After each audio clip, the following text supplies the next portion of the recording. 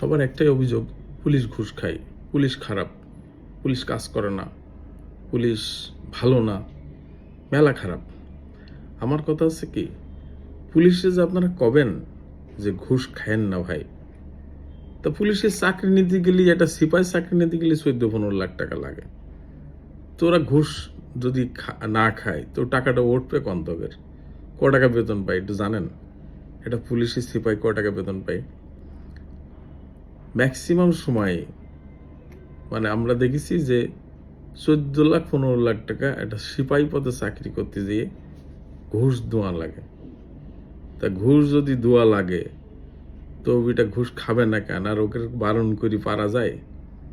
ওরা তো কবে যে ভাই আমি তো চাকরি নিচ্ছি ঘুষ দিয়ে, তা আমি ঘুষ খাবো না কেন? তা আমার টাকা তুলবে কিটা?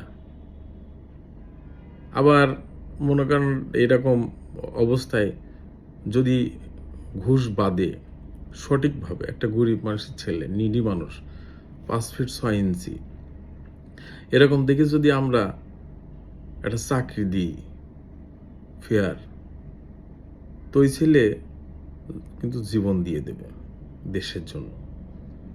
এটা মানে তাদেরকে শেখাতে হবে যে এটা একটা সেবা। আপনি দেশের জন্য কাজ করতেছেন, আপনি ঘুষ খাওয়ার জন্য বা বড়লোক হওয়ার জন্য পুলিশের চাকরি করার নাই। যারা মেনে নিয়ে চাকরি করবে তারা, যারা কোনো ইমাম সাহেব, মনে করেন হুজুর যে মাদ্রাসায় পড়েছে, যে মানে কোরআনে হাফেজ, তাকে তো শেখানো হয়েছে যে আপনি এই হাফেজ হবেন, আপনি ইমামতি করবেন বা মসজিদের মুয়াজ্জেম হবেন।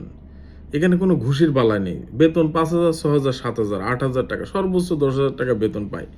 এটা সাধারণ মসজিদের ইমাম সাহেব। তো যদি চলে তা আপনার ওই পুলিশই চলবে না কেন? ওকে তো সব মিলে রেশন টেশন এটা নানান দল দিয়ে ভালো টাকা হয়। তা আমরা তো আগেই শুরু করেছি ঘুষ দিয়ে ওর চাকরি। তো ও ঘুষ না খালি ওর জীবনই তো নষ্ট।